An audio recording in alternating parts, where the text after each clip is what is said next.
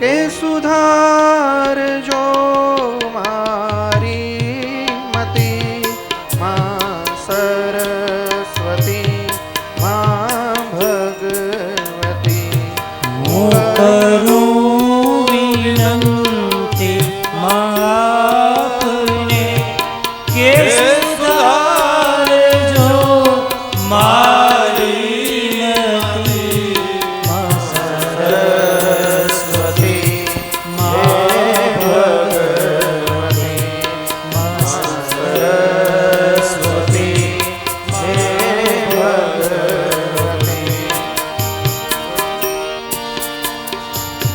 વામ અંગી વીણા ધારતી વામ અંગે વીણા ધારતી.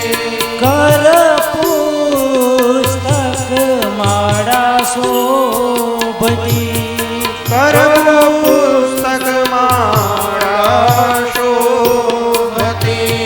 માને સોહે સવારી હંસ સોહે સવારી હંસની. શ્રુત જ્ઞાનની જો અધીશ્વરી માં સરસ્વતી હે ભગવતી માં સરસ્વતી હે ભગવતી.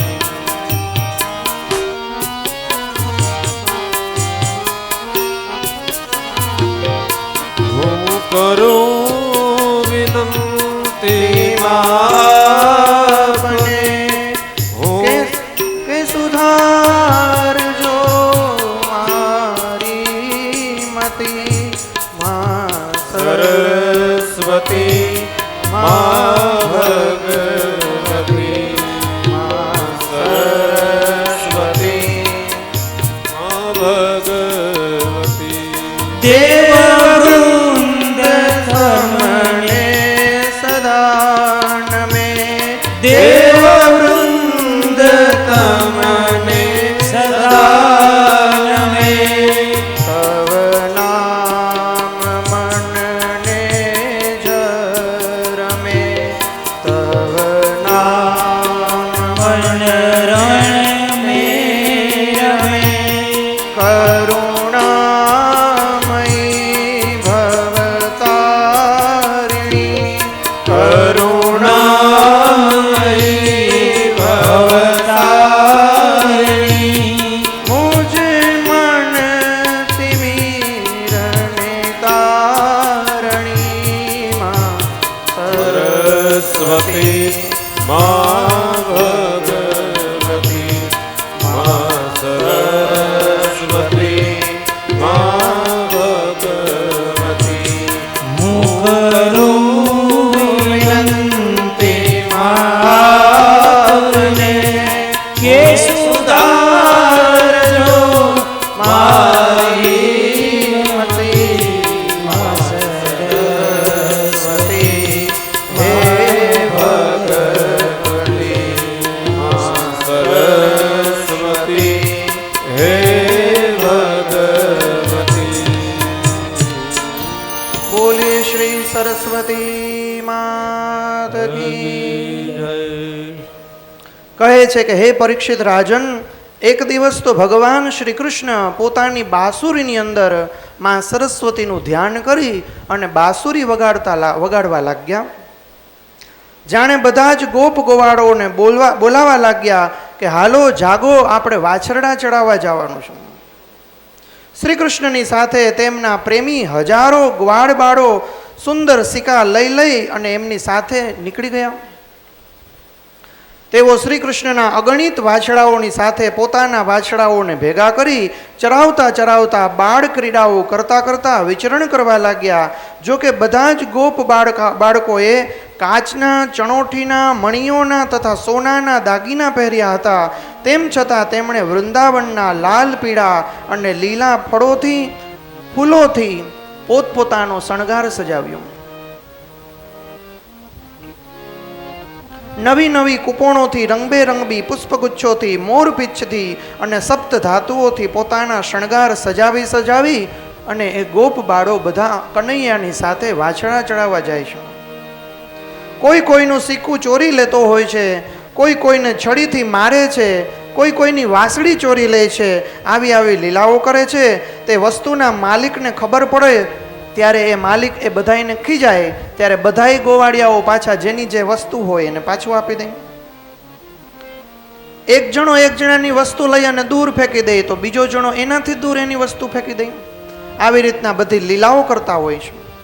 જ્યારે શ્યામ સુંદર ભગવાન શ્રી કૃષ્ણ વનની શોભા જોવા માટે થોડાક આગળ વધી જતા એવા સમયે ગોવાળાઓ બધા એના મિત્રો એવું કરતા કે હું એને જલ્દી પકડી લઉં, એક જણો કે હું પકડી લઉં, એક જણો કે હું પકડી લઉં. એવી રીતના નૃત્ય કરતા કરતા ગાતા ગાતા ભગવાનનું નામ બોલતા બોલતા વાછરડીના નામ બોલતા બોલતા દોડતા દોડતા બધાએ ભગવાનને પકડવાની જાણે રેસ લગાડતા હોય. કેટલાક લોકો તો વાંદરાઓના પૂંછડા પકડે, કેટલાક લોકો તો ઝાડવાની ઉપર ચડી જાય, કેટલાક લોકો તો ઝાડવાથી નીચે ઠેકડા મારે. ભગવાન શ્રી કૃષ્ણ જ્ઞાની સંત જનોને આનંદ આપનારા છે. બ્રહ્મ સુખ અને સુખરૂપ ભગવાન શ્રી કૃષ્ણ એ બધાને સાથે આનંદ કરે છે. તે જ દાસ્ય ભાવ સેવક ભાવ રાખતા દાસ્ય ભાવ રાખી અને એ બધાની જાણે સેવા કરતા હોય એવી રીતના એ બધા એની સાથે રહે છે અને જરૂર પડીએ માર્ગદર્શન પણ આપે છે. લખ્યું છે કે હે રાજન, માયાને આધીન થઈ મનુષ્ય તો તેવા મનુષ્યના બાળકો હતા, પણ છતાં પણ એ ભગવાન એમની સાથે મનુષ્યના બાળકની રૂપની લીલાઓ કરે છે. એ બધા બાળકો કેટલા પુણ્ય આત્માઓ હશે કે જેમની સાથે ભગવાન શ્રી કૃષ્ણ રમે છે. કહ્યું છે કે ઘણા જન્મ સુખી અને દુઃખ કરવાની અંદર એ વેડફાય છે.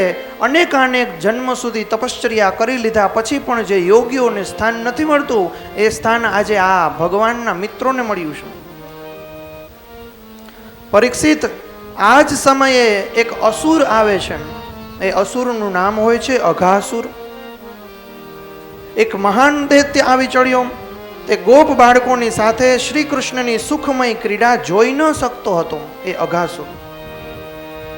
અઘાસુર એટલે પાપ. અઘ એટલે પાપ થાય. એટલે ઈ આ બધી ક્રીડાઓ જોઈ નતો શકતો. આપણે પણ પુણ્ય કરીએ તો એ આપણા હૃદયમાં જે પુણ્ય હોય ને એ જોઈ ન શકે, એટલે આપણને એણે પોતાની બાજુમાં ખેંચે. અને આપણને એટલા માટે જ બુદ્ધિને ને મનને પકડવાનું કીધું કે પકડી રાખજો. નકર જો લખ્યું છે કે અઘાસુર છે એ કોઈના પુણ્યને જોઈ નથી શકતો, એટલે આપણી બુદ્ધિ અને આપણું મન પાપ તરફ પ્રેરાય અને પછી આપણે એમાં ફસાઈએ. એ અઘ અસુર જ છે. લખ્યું છે કે તે એટલો ભયંકર હતો કે અમૃતપાન કરીને અમર થયેલા દેવી દેવતાઓ પણ પોતાનો જીવ બચાવવા માટે એનાથી દૂર ભાગતા, પોતાનું ચિંતા કરતા કે જો આ આપણી બાજુમાં આવશે તો આપણને મારી નાખશે. એટલો ભયંકર એ અઘાસુર હતો. એ બધા જ દેવી દેવતાઓ એટલી વાટ જોતા હતા કે ભગવાન શ્રી કૃષ્ણ ક્યારે અઘાસુરને મારી નાખશે અને ક્યારે અમે સુખપૂર્વક આ અમારા લોકની અંદર જીવન જીવશું. અઘાસુર પૂતના અને બકાસુરનો નાનો ભાઈ હતો તથા કંસનો મોકલેલો હતો. તે શ્રી કૃષ્ણ, શ્રીદામા વગેરે ગોવાળોને જોઈને મનમાં વિચાર કરવા લાગ્યો કે આ કૃષ્ણ જ મારા સગા ભાઈ અને બહેનને મારવા વાળો છે. મારે આને આજે તો મારી જ નાખવો છે. જ્યારે આ બધા મરીને મારા બંને ભાઈ બહેનના મૃત્યુનું તર્પણ અંજલિ હું આપીશ ત્યારે જ મને સુખ મળશે. જ્યારે આ બધાને હું મારી નાખીશ, જ્યારે આ બધાના પ્રાણ વયા જશે ત્યારે મારા શરીરની અંદર સુખ મળશે. એવો વિચાર કરી અને અઘાસુરે લખ્યું છે કે આવો નિર્ણય કરીને એ દૈત્ય અઘાસુરે અજગરનું એવડું બધું મોટું રૂપ લીધું. એવડું બધું અજગરનું રૂપ લઈ અને રસ્તામાં સૂઈ ગયો. તેનું તે અજગર શરીર 1 યોજન જેટલું લાંબા પર્વત જેવડું મોટું એનું શરીર હતું. વિશાળ શરીર, જાડું અને બહુ જ વિચિત્ર હતું. તેમની દાનત બધા બાળકોને સાથે શ્રી કૃષ્ણને ગળી જવાની હતી. તેથી તેણે ગુફામાં જેવડું મોટું મોઢું થાય એટલું મોટું મોઢું ફાડીને રાખ્યું હતું, જાણે કોઈ બહુ મોટી ગુફા હોય. તેનો નીચેનો હોઠ જમીનને અને ઉપરનો હોઠ જાણે વાદળાઓને અડતો હતો. તેના જડબા ગુફાઓની જેમ મોટા મોટા લાગતા હતા, દાઢો પર્વતના શિખરો જેવી જણાતી હતી, મોઢામાં ઘોર અંધકાર જેવું કંઈક દર્શાતું હતું. જીભ વિશાળ પહોળા માર્ગ જેવી દેખાતી હતી, શ્વાસ તીક્ષ્ણ પવન જેવો લાગતો હતો અને દ્રષ્ટિ તો જાણે દાવાનળ અગ્નિ જેવી હતી. અઘાસુરનું આવું રૂપ જોઈને બાળકો સમજ્યા કે આ આપણા વૃંદાવનની કોઈ અજાયબી હોય એવું લાગે છે.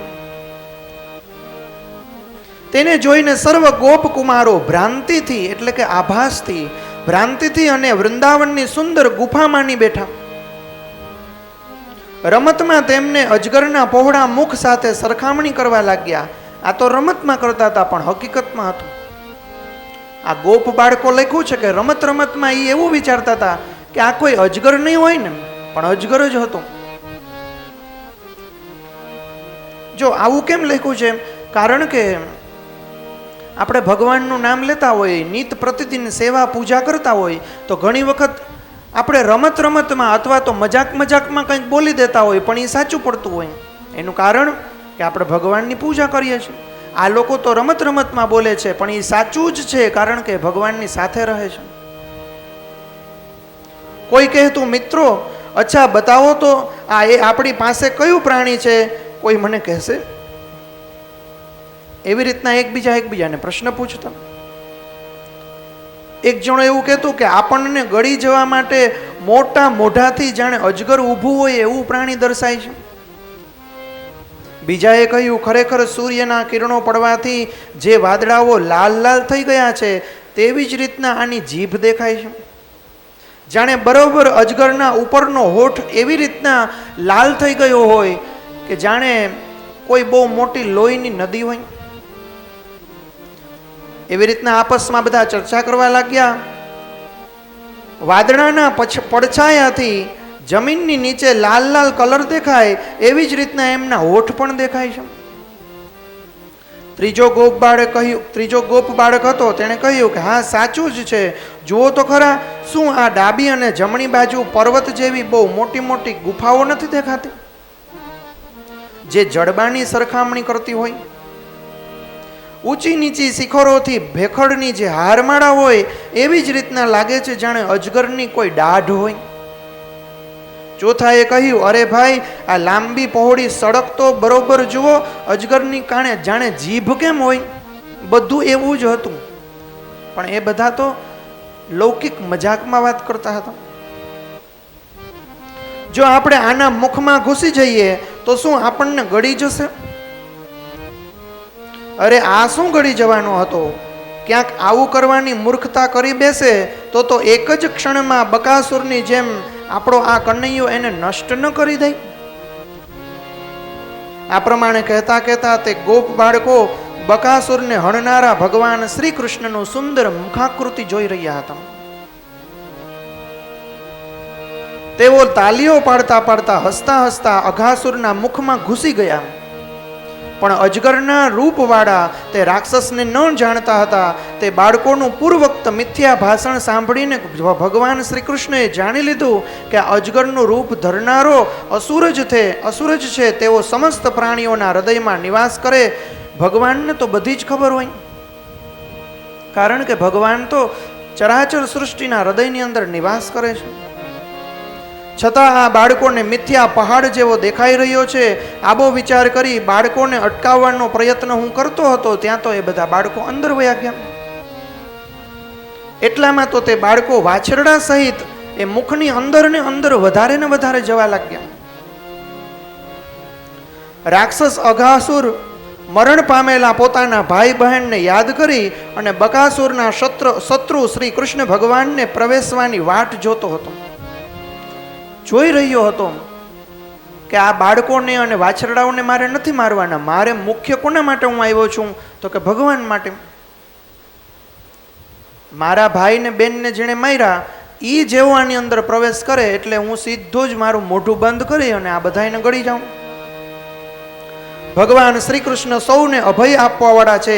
જ્યારે તેમણે જોયું કે આ બિચારા ગોપ બાળકો વાછરડાઓ એકમાત્ર મારા જ રક્ષકની નીચે જીવે છે, હું જ એમનું રક્ષક છું, હું જ એમનો તારણહાર છું, અને એ મને છોડી અને નીકળી ગયા.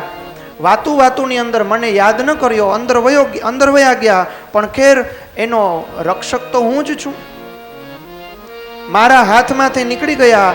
જેમ ઘાસનું તડખલું ઉડીને અગ્નિમાં જઈ પડે એવી જ રીતના આ બધાય લોકો એના મુખની અંદર પ્રવેશ પામી ચૂક્યા છે. તે જ પ્રમાણે પોતાની મેળે અમૃતરૂપી અઘાસુરની જઠરાગ્નિનો કોળીઓ બની ગયા. ત્યારે દેવોની આ વિચિત્ર લીલા જોઈ અને બધા જ દેવી દેવતાઓ મૂંઝાઈ ગયા, વિચાર કરવા માંડ્યા કે હવે શું થશે. ભગવાન વિચાર કરવા લાગ્યા કે હવે મારે શું કરવું જોઈએ. ત્યારે ભગવાને એવો ઉપાય કર્યો કે જેનાથી આ દરેક બાળકોનું વાછરડાનું પણ મૃત્યુ ન થાય, કોઈને દુઃખ પણ ન થાય, અને આ અઘાસરનું મૃત્યુ થઈ જાય એવો કંઈક ઉપાય કરું. હે પરીક્ષિત, ભગવાન શ્રી કૃષ્ણ ભૂત ભવિષ્ય અને વર્તમાનને જાણનારા છે, બધાના પ્રત્યક્ષ છે, બધાના પરોક્ષ છે. બધો જ વ્યવસ્થિત પ્રકારે વિચાર કરી અને ભગવાન શ્રી કૃષ્ણ પણ એ અજગરના મુખની અંદર પ્રવેશ પામી ચૂક્યા. એ સહજ જ એ અજગરના મુખની અંદર વયા ગયા. તે જોઈને વાદળોમાં છુપાયેલા દેવતાઓ ભયવશ હાય હાય પુકારી ઉઠ્યા, વિચાર કરવા લાગ્યા કે હવે ભગવાન શ્રી કૃષ્ણ અંદર વયા ગયા, હવે શું થશે. આ અઘાસુર તો અમને પણ દુઃખ આપે છે, અઘાસુર તો મહાપ્રતાપી અને એટલો બધો બળવાન અસુર છે, હવે ભગવાન તો બાળ સ્વરૂપ છે, કેમ છે એની સાથે યુદ્ધ કરશે. અઘાસુર વાછડા અને ગોપકુમારો સહિત ભગવાન શ્રી કૃષ્ણને પોતાની દાઢોથી ચાવીને ચૂર કરી નાખવાનો વિચાર કરતો હતો. પરંતુ તે જ સમયે અવિનાશી શ્રી કૃષ્ણએ દેવતાઓની હાય હાય સાંભળી અને તેના ગળાની અંદર ખૂબ જ તીવ્રતાથી એકદમ અગ્નિ સ્વરૂપ ધારણ કરી લીધું. જેવું ભગવાન શ્રી કૃષ્ણએ અગ્નિ સ્વરૂપ ધારણ કર્યું અને આ જે અજગરના રૂપમાં રહેલો અઘાસુર છે એના ગળાની અંદર તો બહુ જ દાહ થવા લાગ્યો. ભગવાન શ્રી કૃષ્ણએ અગ્નિનું સ્વરૂપ ધારણ કરી અને પોતાનું શરીર બહુ જ મોટું કરી દીધું. ત્યાર પછી ભગવાને પોતાના શરીરને એટલું વિશાળ કરી દીધું કે તેનું ગળું રૂંધાઈ ગયું. જ્યારે અજગરનું ગળું રૂંધાઈ ગયું, આંખો બહાર નીકળી ગઈ, તે વ્યાકુળ થઈને ખૂબ તડપવા લાગ્યો, શ્વાસ રોકાઈને શરીરની અંદર ભરાવા લાગ્યો. છેવટે બ્રહ્મરેન્દ્રને ભેદી અને પ્રાણ નીકળી ગયા અને અઘાસુરનું ત્યાં ને ત્યાં મૃત્યુ થઈ ગયું. તે જ માર્ગે પ્રાણોની સાથે તેની ઇન્દ્રિયો પણ શરીરમાંથી બહાર નીકળી ગઈ. તે જ સમયે ભગવાન મુકુંદે પોતાની અમૃતમય દ્રષ્ટિથી મરી ગયેલા વાછરડા ગોપ બાળકોને જીવતા કર્યા અને બધાને સાથે લઈ અને અઘાસુરના મુખમાંથી એ બધા જ બહાર નીકળ્યા. બોલીએ શ્રી બાલકૃષ્ણલાલ કી જય. આગળની કથાની અંદર સુખદેવજી મહારાજ કહે છે કે હે પરીક્ષિત, તમે બહુ ભાગ્યશાળી છો. ભગવાનના પ્રેમી ભક્તોમાં તમારું શ્રેષ્ઠ સ્થાન છે. ત્યારે તો આવો સુંદર પ્રશ્ન પૂછ્યા કરો છો. આમ તો તમને વારંવાર ભગવાનની લીલા કથાઓ સાંભળવા મળે છે, તેમ છતાં તમે તેમના સંબંધમાં અનેક વધુ અને સરસ મજાના પ્રશ્ન પૂછો છો, જેથી કરી અને અનેક બીજી લીલાઓ નીકળે છે. રસિક સંતોની વાણી, કાન અને હૃદય ભગવાનની લીલાનું ગાન, શ્રવણ અને ચિંતન માટે જ હોય છે. તેમનો એ જ સ્વભાવ હોય છે. તેઓ ક્ષણ પ્રતિક્ષણ ભગવાનની લીલાઓનો અપૂર્વ રસાળ અને નિત્ય નૂતન પ્રવાહ સ્વીકારતા હોય છે. એ તો હું તમને કહી જ ચૂક્યો છું કે ભગવાન શ્રી કૃષ્ણ પોતાના મિત્ર ગોપ બાળકોને મૃત્યુરૂપી અઘાસુરના મુખમાંથી બચાવી લીધા. ત્યાર પછી તેમણે યમુના તટ પર લઈ આવ્યા અને કહેવા લાગ્યા કે મારા પ્રિય મિત્રો, યમુનાનો આ કિનારો અત્યંત સુંદર છે. જુઓ તો ખરા, અહીંની રેતી કેટલી કોમળ છે, સ્વચ્છ છે. આપણને અહીં રમવા માટેની સરસ જગ્યા છે. અહીં બધી સામગ્રીઓ છે. જુઓ, એક બાજુ રંગબેરંગી કમળ ખીલી રહ્યા છે, તો બીજી બાજુ એમની સુગંધ આવી રહી છે. આકર્ષાય અને ભમરાઓ પણ ઉડી રહ્યા છે, તો ત્રીજી બાજુ સુંદર સુંદર પક્ષીઓ મધુર કલરવ કરી રહ્યા છે, જેના પ્રતિધ્વનિથી સુશોભિત વૃક્ષો અને સ્થળની શોભા વધારી રહ્યા છે. આ યમુનાજીનું જે સ્થળ છે એ અતિ શોભનીય છે. હવે આપણે અહીં ભોજન કરી લેવું જોઈએ, કારણ કે દિવસ બહુ ચડી ગયો છે અને આપણને ભૂખ પણ સતાવી રહી છે. વાછરડા પાણી પી લે, વાછરડા જે છે એ બધા પાણી પી લે અહીંયા નજીકના સરોવરની અંદર યમુના કિનારે, અને આપણે ત્યાં સુધી ભોજન કરી લઈએ. ભગવાને જ્યારે આવું બધાને કીધું તો બધા લોકો એક જ નાદ, એક જ સ્વરે બોલી ઉઠ્યા કે ચાલો ભોજન કરી લઈએ, ચાલો ભોજન કરી લઈએ.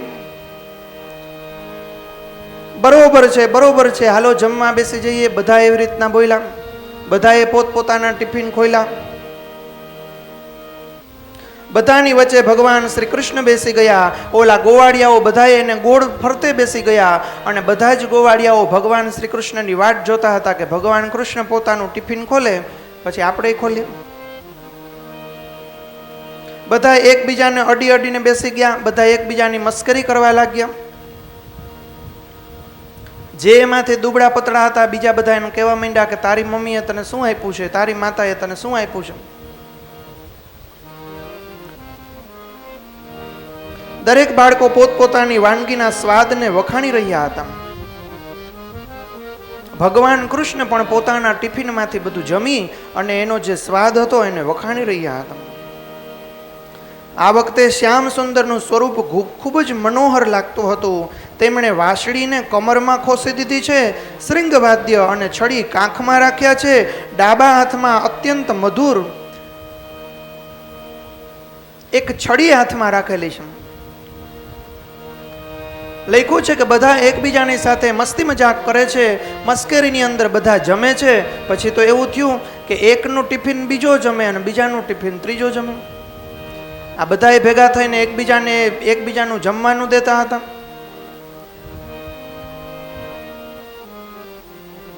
લખ્યું છે કે ભગવાન શ્રી કૃષ્ણના હાથની અંદર દહીં ભાતનો કોળિયો હતો. દહીં ભાતના કોળિયાથી ભગવાન શ્રી કૃષ્ણ ચાટી ચાટીને ખાતા હતા. જેમ દાળ ભાત છે એ કોઈ ચમચીથી ન ખાય અને હાથેથી ખાય એવી રીતના. આંગળીઓમાં ફળ લીંબુનું અથાણાની ચીર રાખી હતી. ગોપ બાળકો તેમની ચારે બાજુથી ઘેરીને બેઠા હતા અને તેઓ એકબીજાને જમવાનું આપતા હતા. અને ભગવાન શ્રી કૃષ્ણએ તો હવે એવું ચાલુ કર્યું કે ભગવાન શ્રી કૃષ્ણએ પોતાના ટિફિનમાંથી આમ લઈ અને પોતે તો ચાટતા હતા અને ખાતા હતા, પછી પોતાના ટિફિનમાંથી લઈને બધાને ખવડાવતા હતા. એટલે તું ખા, હે શ્રીદામના તું ખા, હે સુદામા તું ખા, હે સ્તોક તું ખા. એવી રીતના બધાને પોતપોતાના મિત્રોને ખવડાવતા હતા. અને આવી જે લીલા ભગવાન કરતા હતા એનું દર્શન ઉપર દેવતાઓ કરતા હતા. એ દેવતાઓમાં દેવતાઓના ગુરુ બ્રહ્માજીએ પણ આ બધું જોયું. તો જ્યારે બ્રહ્માજીએ આ બધું જોયું ત્યારે બ્રહ્મા તો વેદના દેવ છે એટલે આ બધું ન સમજી શકે. તો બ્રહ્માજીને એમ થયું કે આ તો કેવું બધું ખરાબ કહેવાય કે વેદોની અંદર લખ્યું છે કે હેઠું ન ખાવું જોઈએ. વેદોની અંદર લખ્યું છે કે આવી રીતના બેસીને આવી રીતના ઊભું થઈ જવું ને બેસવું ને એવી રીતના ન ખાવું જોઈએ. વેદોની અંદર લખેલું છે કે ભાઈ જયમાં પછી બહુ પાણી ન પીવું જોઈએ. ભોજનાંતે વિષમ વારી, જો એમ સંસ્કૃતમાં કીધું છે કે જયમાં પછી પાણી, વારી એટલે પાણી થાય, જાજુ બધું પાણી પીએ તો એ વિષ સમાન છે, ઝેર સમાન છે. પછી એવું લખ્યું છે કે જમવાની અંદર છાશ બહુ વધારે પીવી જોઈએ. તક્રમ સક્રસ્ય દુર્લભમ, તક્રમ એટલે છાશ, સક્રસ્ય એટલે ઇન્દ્રને પણ દુર્લભ છે. તો દુર્લભ એવી ઇન્દ્રને છાશ છે એ તો પીવી જ જોઈએ જાજી બધી. એટલે અમને ઓલા પીરસવા આવે એ છાશ બહુ દેવા આવે, તમે છાશ તો પીવો ને પીવો. હરેશભાઈને એને ખબર છે બધા. કાલે તો અમારામાંથી એક ભાઈ હતા એ મુખ્ય યજમાનને બોલાવીને એમ કીધું હવે આટલું બધું અમે જમી લીધું, હવે આમાં હજી અમારે 3 કલાક બેહવાનું છે, હવે ન પીરસતા. તો હવે ઓલા ભાઈનો મીઠો અને આગ્રહ એવો હતો કે તમે જમો ને જમો. એ પછી જેટલી વાર દેવા આવીએ એટલે અમે ધીમે ધીમે જમીન પૂરું કરીએ. પછી એક અમારા વિનોદી મિત્ર હતા એણે યજમાનને બોલાવીને કીધું હવે તમે 2 ઢીકા મારી લ્યો ને ભાઈ, બહુ જોરથી 2 ઢીકા મારી દો. હવે મારે આ ગુલાબજાંબુ નહીં ખવાય એટલા બધા. હું ગુલાબજાંબુ ખાય તો પછી મારે બોલવું ને ગાવું ને કેમ. એટલે કહેવાનો મતલબ કે વેદોની અંદર તો એવું લખેલું છે કે ભાઈ તક્રમ સક્રસ્ય દુર્લભમ ભોજનાંતે વિષમવારી. નારદજીને તો એવું જ દેખાય કે ભાઈ વેદોમાં શું લખ્યું છે, તો એ બધું વેદોમાં લખ્યું હતું એ પ્રમાણે અહીં કંઈ થતું જ નહોતું. અહીં તો બધું ઉલટું સુલટું હતું. એક જણાનું જમવાનું બીજું ખાય અને એકને એક ટિફિનમાં 3 જણા ખાય એમ લખ્યું છે કે ભાઈ એકને એક થાળીમાં 2 જણાને ન ખાવું. ભગવાનને કંઈક બ્રહ્માજીને કંઈક આશ્ચર્ય થયું કે આવું બધું કોઈથી થોડી લીલા કરે, આ કંઈ ભગવાન નથી. ભગવાન હોય તો થોડું આવું કરે. એ જ ભગવાને બધું મને શીખવાડ્યું છે અને પોતે જ ભૂલી ગયા. આ ભગવાન નથી, કંઈક લીલા મારે પણ કરવી પડશે. આ ભગવાનની પરીક્ષા મારે પણ કરવી પડશે. જ્યારે જમવા બેઠા ત્યારે ઓલા વાછરડાઓને ને વાછરડીને ત્યાં પાણી પીવા માટે અને લીલું લીલું ઘાસ ખાવા માટે છૂટા મૂકી દીધા હતા. તો એ વાછરડા અને વાછરડી ઓલા ઘાસના પ્રભાવથી અને ઘાસના પ્રલોભનથી ઘણા આગળ નીકળી ગયા. આ બધી એને લીલાઓમાં ને લીલાઓમાં હતા. તે છોકરાઓને ને ભગવાનને ને કાંઈ ખબર ન પડી. ઓલા વાછરડા તો બહુ આગળ નીકળી ગયા. અને એવે સમયે આ બધા મિત્રોએ કીધું કે એટલે ઓલા વાછડાઓ ક્યાંય દેખાતા નથી, ક્યાં ગયા હશે? ઉભા રહ્યો, અમે 2-3 જણા જઈને ગોતી આવીએ. ભગવાન તો અંતર્યામી છે. આકાશની અંદર બ્રહ્માજી શું વિચારતા હતા એ ભગવાનને ખબર હોય. આપણને આશ્ચર્ય થાય કે એટલી બધી કદાચ સામર્થ્ય જ એને કહેવાતું હોય છે. આપણે તો એક કામ કરતા હોય તો એક જ કામ કરીએ, બીજામાં આપણું મન ન લાગે. એક હારે 2 કામ કરો કેમ કરવા? મેં ઘણા માણસોને જોયા એક હારે 2 ફોનમાં વાત કરતા હોય, અહીં વાત કરતા હોય ને ઉભા રહ્યો હમણાં તમને કહું. આ જો હું કહેતા હતા તમે એ સામર્થ્ય જ કહેવાતું હોય છે, કોણ જાણે. આટલા બધા વ્યસ્ત હોય એટલે એવું જીવનમાં બને ક્યારેક. 6 સેન્સ હોય અથવા તો એની પાસે એટલી કંઈક ઇન્દ્રિયોની શક્તિ હોય તો એક હારે જ બધું બોલે. બોલતા હોય કંઈક બીજું, જોતા હોય ક્યાંક, કાન પાછા ક્યાંક હોય. તું રસોડામાં હું બોલતી હતી મને ખબર છે, તને એમ કે હું મેચ જોઉં છું. એટલે એવું સામર્થ્ય હોય જ ને. કારણ કે ભગવાન છો ને, ઓલા બ્રહ્માજીએ આકાશની અંદર વિચાર કર્યો કે મારે કંઈક લીલા કરવી હશે. એવા સમયે ભગવાન તો અહીંયા બધાને જમાડતા હતા. પોતાની આંગળીથી બધું ઓલું ચાટે. ભાત ને દહીં ને એવું બધું લખ્યું છે. અથાણાની ચીર ને લીંબુ ને એની જે ખાટી ખાટી ઓલી અથાણા ને એ બધું આમાં લખ્યું છે. એ બધું આમ ચાટતા હતા ને પાછા બીજાઓને પોતાના આંગળા દઈ આવું કરતા હતા. અને ઓલાવે પાસે જમતા હતા. અને એ પાછાને બધા એને ભગવાનના હાથેથી જ બહુ જમવું હોય, પોતાનું તો કંઈ ભાવે નહીં. પછી ભગવાન કૃષ્ણ કહે તમારી માયોને કંઈ આવડતું નથી લાગતું, કંઈ બનાવીને તો હરખું મોકલવું જોઈએ. દરરોજ આવીને મારામાંથી જ ખાવસતી કોક દીક તો કંઈક લઈ આવો સારી એવી કડક ભાખરી, તો હું ખાઉં. જઈ હોય તો એમ કહો કે અમારે તમારું જ માખણ ખાવું છે, તમે લઈ આવો કોક દીક માખણ. આ અથાણા ને બધું હું જ ભેગું કરી આવું છું. ખેર આવી વિનોદની ચર્ચા કરતા હતા. અને એને અંતર્યામી મન હતું એટલે અંદરથી પ્રેરણા થઈ ગઈ કે બ્રહ્માજી કંઈક નટખટની હારે કંઈક કલાકૃતિ કરી રહ્યા છીએ એવો મેસેજ આવ્યો. એટલે ઓલા 2-3 જણા ઊભા થઈ અને ઓલી વાછરડીને ગોતવા જતા હતા. તે ભગવાન કૃષ્ણએ લખ્યું છે વચમાં કીધું એ બધા બેસી જાઓ. એ વાછરડાને વાછરડીને હું ગોતી આવી, તમે બેસી જાઓ, તમે જમો, આવ્યો અમારું ટિફિન, અહીંયા શાંતિથી જમજો, હું હમણાં આવું. એમ કરીને કૃષ્ણ ભગવાન ગયા. ઘણા આગળ ગયા. પર્વતો, ગિરિકંદરાઓ, ટેકરીઓ આ બધી ટપતા ભગવાન ગયા, પણ ક્યાંય વાછરડા મળ્યા નહીં. લખ્યું છે ભગવાને ચારે બાજુ દ્રષ્ટિ ફેલાવી, ક્યાંય કંઈ મળ્યું નહીં. આમ તો ભગવાનને બધી ખબર પડી ગઈ હતી, પણ આમાં લીલા લખી છે એટલે મારે કહેવું જોઈએ. ભગવાન આમ જાણે દુઃખી થઈ ગયા હોય એવી રીતના એનો અભિગમ ને એનું વલણ એવું હતું કે હું દુઃખી થઈ ગયો. હમણાં ત્યાં જઈને બધા ગોપ બાળકોને બધાને કહીશ એવી રીતના દોડતા પાછા આવ્યા. એ પાછા આવ્યા, એમાં થોડીક વારનો સમય લાગ્યો. અહીં આવીને જોયું તો બધા ખાલી ટિફિન જ પડ્યા હતા, ગોપ બાળકો કોઈ હતા નહીં. એના મિત્રોની જે ગોળ ટોળકી હતી ને એમાંથી કોઈ મિત્ર હતું જ નહીં. અને વાં ગયા ને ત્યારે કોઈ વાછરડા કે વાછરડી કે કોઈ કંઈ હતું જ નહીં. હવે આવું જ્યારે જોયું ત્યારે ભગવાને આંખ બંધ કરીને વિચાર કર્યો કે આ બધું કામ, આ બધી કરતૂત બ્રહ્માજીની છે. ભગવાને વિચાર કર્યો કે હવે શું કરવું. લખ્યું છે કે ભગવાને જેટલા વાછરડા હતા, જેટલી જેટલી વાછરડી હતી અને જેટલા એના મિત્ર હતા એ બધાયના સ્વરૂપ ધારણ કર્યા. એકમાંથી અનંત અનેક અવતાર ધારણ કર્યા અને એ બધાય જેવા હતા ને એવા જ રહ્યા. જે વાછડો જેવો હોય એવો, લાલ કલરનો કે કાળા કલરનો કે ધોળા કલરનો કે જેવું હોય એવા ને એવા જ ભગવાન બન્યા. બધા મિત્રો પણ એવા એવા બન્યા. ત્યાં સુધી કે રંગ રૂપ સ્પર્શ ત્વચા બધું જ એવી રીતના રાખ્યું. અને પછી બધા જેમ જમતા હતા એવી રીતના એકબીજા પાછા જમવા માંડ્યા. ઓલા વાછરડા પણ પાછા ત્યાં જે પાણી પીતા હતા એ પીવા માંડ્યા. અને જ્યારે સાંજનો સમય થયો ત્યારે ભગવાને પોતાની બાંસુરી વગાડી, એટલે કે હવે ઘરે જવાનો સમય છે. તો આ પ્રમાણે બધા જ લોકો પાછા ઘરે ગયા. કહે છે કે હે પરીક્ષિત રાજન, 1 વર્ષ સુધી લખ્યું છે કે 1 વર્ષ સુધી બધા લોકો ત્યાં સત્યલોકની અંદર બ્રહ્માજીની પાસે રહ્યા. અને અહીંયા બધા 1 વર્ષ સુધી એ ભગવાને અનેક અવતાર ધારણ કરીને રહ્યા હતા ને એવી જ રીતના ગયા.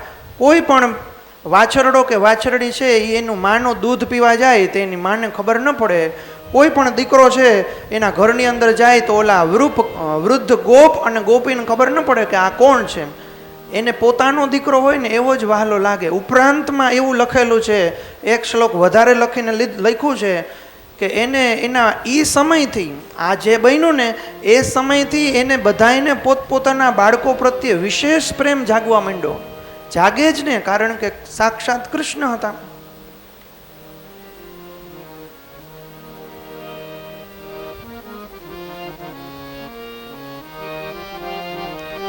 લખ્યું છે કે બધી જ ગોપીઓને, બધી જ ગાયોને મનની અંદર એવું થતું કે મારો દીકરો અથવા તો વાછરડીનું જોઈને એમ થતા કે મારા વાછરડા અને મારા સંતાનો છે, ખબર નહીં હમણાં થોડાક દિવસથી મને વધારે એના પ્રત્યે સ્નેહ થાય છે.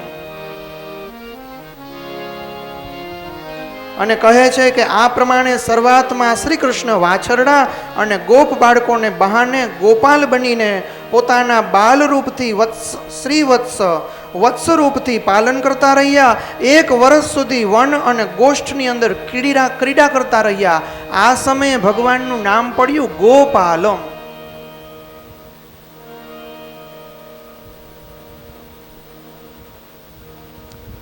બોલીએ શ્રી કૃષ્ણ ગોપાલ ભગવાન કી જય. ગોપાલ ભગવાનનું નામ પડ્યું. જ્યારે 1 વર્ષ પૂરું થવામાં 5 કે 6 રાત્રિ બાકી હતી એવા સમયે ભગવાન શ્રી કૃષ્ણ બલરામજીની સાથે વાછરડાને ચરાવવા વનમાં ગયા. તે સમયે ગાયો ગોવર્ધનના શિખર ઉપર ઘાસ ચરી રહી હતી. ત્યાંથી તેમણે તે વ્રજ પાસે ઘાસ ચરી રહેલા દૂર પોતાના વાછરડાઓને જોયા. ઓલી ગાયો હતી એણે દૂરથી પોતાના વાછરડાને જોયા. વાછરડાઓ તો જોતા જ ગાયના વાત્સલ્ય સ્નેહ વધી ગયો અને બધા જ શુદ્ધ બુદ્ધ ગુમાવી બેઠા. અને ગોવાળોના રોકવાથી પણ એ રોકાતી નથી. ગોવાળાઓ એને રોકતા હતા કે તમે રોકાઈ જાઓ, એ બાજુ દોડતા દોડતા ન જાઓ, તો એ રોકાતી નથી. અને બધી ગાયો આ બાજુથી દોડે, ઓલી બાજુથી બધા વાછડાઓ દોડે. મોટા મોટા ટેકરાવાળા સ્થાનોને પણ ઓળંગી ગઈ. ખૂબ વેગપૂર્વક દોડતા દોડતા બધા એકબીજાને મળ્યા અને વાછરડી અને વાછરડા તરત જ એની માતાના થનમાંથી દૂધ પીવા લાગ્યા. તેમણે ડોક ઊંચી કરી અને ભાંભરતી જાણે પોતાની માને બોલાવતી હોય એવી રીતના બધી વાછરડી અને વાછરડા રાજીના રેડ થઈ ગયા. જે ગાયોને બીજા વાછરડા થઈ ચૂક્યા હતા તે પણ ગોવર્ધનની તળેટીમાં પોતાના પહેલા વાછરડાને દોડી અને દૂધ પીવડાવવા લાગી. લખ્યું છે કે આ બધું સ્નેહ વસાદ થાય છે. પોતાના બાળકોના આલિંગનથી પરમ આનંદ પ્રાપ્ત થયો ઓલા ગોપ બાળકોને અને ગોપીઓને. તેઓ ન્યાલ થઈ ગયા.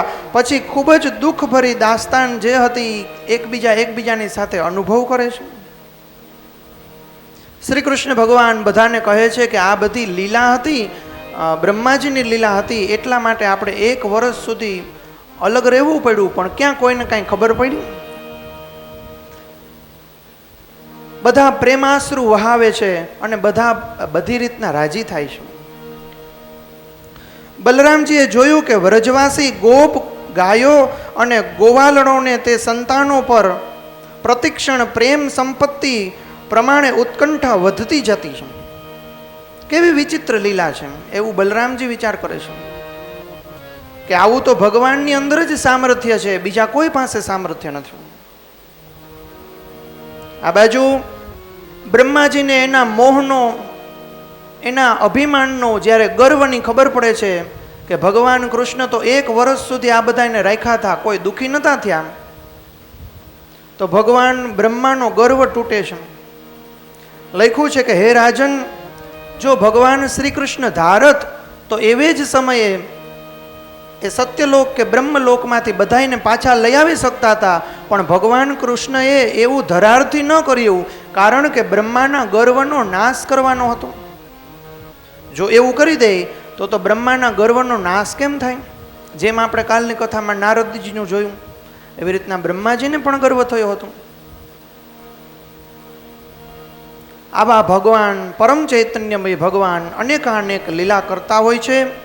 આવો વળી પાછો આપણે ધૂનના માધ્યમથી, સંકીર્તનના માધ્યમથી એના જે ગુણાનુવાદ છે, જે લીલાઓ છે, જે કથાઓ છે, એને આપણા ચિંતનની અંદર, મનનની અંદર ભરીએ અને ભગવાનની કીર્તનની અંદર જોડાઈએ. શિવ સમાધિ ભૂલ ગયે ઋષિ મુનિ કિનારે,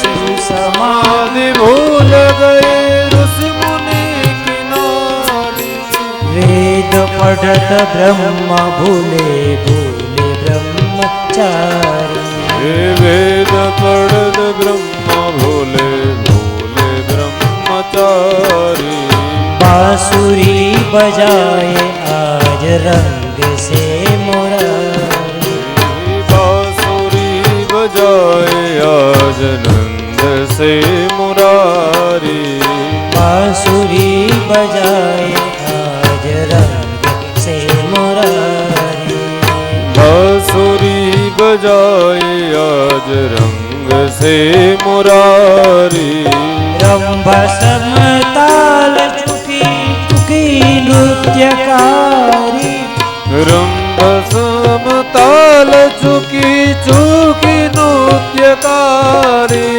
रंभा समताल चुकी भूली नृत्यकारी, रंभ समताल चुकी चुकी नृत्यकारी, जमुना जल उल्टी गयो शोभा जवारी, जमुना जल उल्टो गयो शोभा जवारी, बांसुरी बजाए आज रंग से मुरारी, बांसुरी बजाए आज रंग से मुरारी,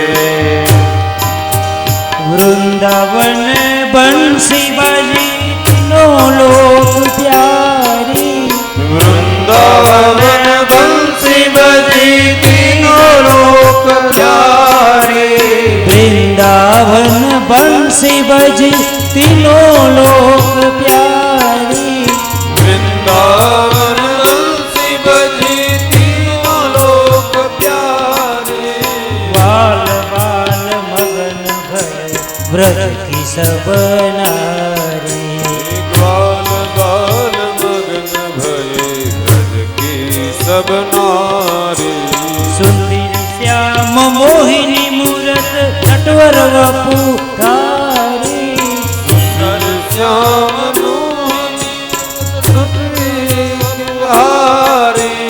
सुंदर श्याम मोहिनी मूरत नटवर वपुधारी, सुंदर श्याम मोहिनी मूरत नटवर वपुहारी, सूर को प्रभु मदन मोहन चरण बलिहारी, सूर प्रभु मदन मोहन चरण बलिहारी,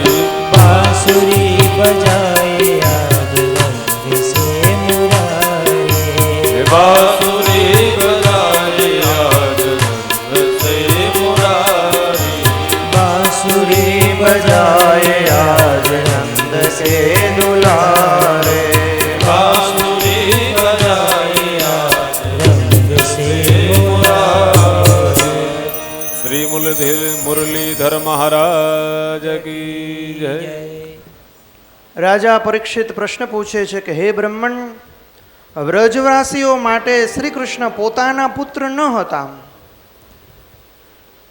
બીજાના પુત્ર હતા, પછી તેમનો ભગવાન શ્રી કૃષ્ણ પ્રત્યે આટલો બધો પ્રેમ કેમ થયો? આવો પ્રેમ તો તેમનો પોતાના બાળકો પ્રત્યે પણ ન હતો, તો એટલો બધો પ્રેમ ભગવાન શ્રી કૃષ્ણ ઉપર કેમ થયો? સુખદેવજી મહારાજ જવાબ આપે છે કે રાજન, સંસારના બધા પ્રાણીઓ પોતાના આત્મા સાથે જ સૌથી વધારે પ્રેમ કરે છે. સંસારની અંદર જે કોઈ પ્રાણી હોય એને સૌથી વધારે જો પ્રેમ હોય તો એ પોતાના આત્માની સાથે હોય. એવું દેખાતું હોય કે પોતાનો પુત્ર બહુ વાલો છે, પતિ પત્ની બહુ વાલા છે, માતા પિતા બહુ વાલા છે, એવું બધું દેખાતું હોય, પણ ખરેખર જ્યારે એને ઉપાધિ થાય, ભય થાય, ત્યારે એને સૌથી પહેલા વહેલા તો આત્માનમ સતતમ રક્ષેત, એવું કીધું છે કે આત્માનમ સતતમ રક્ષેત.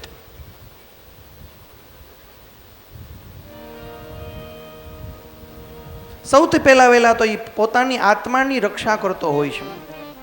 કોઈ પણ સમાજની અંદર કોઈ પણ માણસ હોય, આ જગતની અંદર દુનિયામાં સૌથી વધારે પહેલો પ્રેમ કોઈને કરતો હોય તો એ પોતાની આત્માને જ પ્રેમ કરતો હોય છે. પુત્ર, ધન અથવા બીજા કોઈની સાથે જે પ્રેમ હોય છે તે તો એટલા માટે હોય છે કે તે વસ્તુઓ આપણા આત્માને પ્રિય લાગતી હોય છે. રાજેન્દ્ર, આ જ કારણ છે કે બધા પ્રાણીઓનો પોતાના આત્મા પતિ જેવો પ્રેમ હોય છે. તેઓ પોતાના કહેવાનારા પુત્ર, ધન અને ઘર વગેરેમાં ક્યાંય આસક્ત નથી હોતો જેટલો એની આત્મામાં હોય છે. સુખદેવજી મહારાજ કહે છે કે પરીક્ષિત, હવે બલરામજી અને શ્રી કૃષ્ણ પૌગંડ અવસ્થામાં અર્થાત 6ઠા વર્ષમાં પ્રવેશ કર્યો. હવે તેમને ગાયો ચરાવવાની અનુમતિ મળી ગઈ હતી. અત્યાર સુધી તો એ વાછરડા અને વાછરડી જ ચરાવતા હતા. હવે તો નંદ બાવાએ એને કીધું હતું કે હવે તમે ગાયો પણ ચરાવી શકશો. તેઓ પોતાના મિત્ર ગ્વાલબાલોની સાથે ગાયો ચરાવવા વૃંદાવનમાં જતા અને પોતાના ચરણોથી વૃંદાવનને અત્યંત પાવન કરતા હતા. વૃંદાવનની ગાયો માટે લીલા લીલા ઘાસથી પૂર્ણ અને રંગબેરંગી પુષ્પોની ખાણ બની ગયું હતું. આગળ આગળ ગાયો, તેમની પાછળ પાછળ વાંસળી વગાડતા શ્યામ સુંદર, તેમની સાથે બલરામજી અને પછી શ્રી કૃષ્ણનું યશોગાન કરતી ગ્વાલ મંડળી, આવી રીતના બધા જતા હતા. આ પ્રમાણે વિહાર કરવા માટે તેમણે વૃંદાવનમાં પ્રવેશ કર્યો. તે વનમાં ક્યાંક તો ભમરો ગુંજારો કરી રહ્યા હતા, તો ક્યાંક ટોળે ટોળા હરણોના છલાંગો મારી રહી હતી, તો ક્યાંક સુંદર સુંદર જળથી પરિપૂર્ણ સરોવરો હતા. તેમાં ખીલેલા કમળોની સૌરભોથી સુવાસિત થઈ અને શીતળ મંદ સુગંધ વાયુ વહી રહ્યો હતો. તે વન એટલું મનોહર હતું કે તેને જોઈને ભગવાને પણ તેમાં વિહાર કરવાનો મનની અંદર સંકલ્પ કર્યો હતો. એ વન એમને એટલું ગમી ગયું હતું કે ભગવાને વિચાર કરી લીધો હતો કે હું ખેર ગમે ત્યારે મારી માયા છોડી દઈશ, આ ધરાધામને પણ છોડી દઈશ, પણ ક્યારે આ વનને નહીં છોડું, એવું લખ્યું છે. એટલા માટે આજે પણ એ વૃંદાવનની મહિમા છે. લખ્યું છે કે ગમે તે થાય હું આ ગોપીઓને નહીં છોડું, મારા જીવનમાં ગમે તે થાય આ વૃંદાવનની રજને ક્યારેય નહીં છોડું. એટલા માટે આજે પણ વૃંદાવન જાય છે, ગોકુળ મથુરા જાય છે, એ લોકો એ રજની અંદર આડોટે છે. ગમે તે થાય આ મોટા મોટા તુલસીના વનને ક્યારેય નહીં છોડું. દુનિયાની અંદર હું કોઈ પણ જગ્યાએ હરતો ફરતો હોઉં, પણ મારી ચેતના તો અહીંયા જ રહેશે.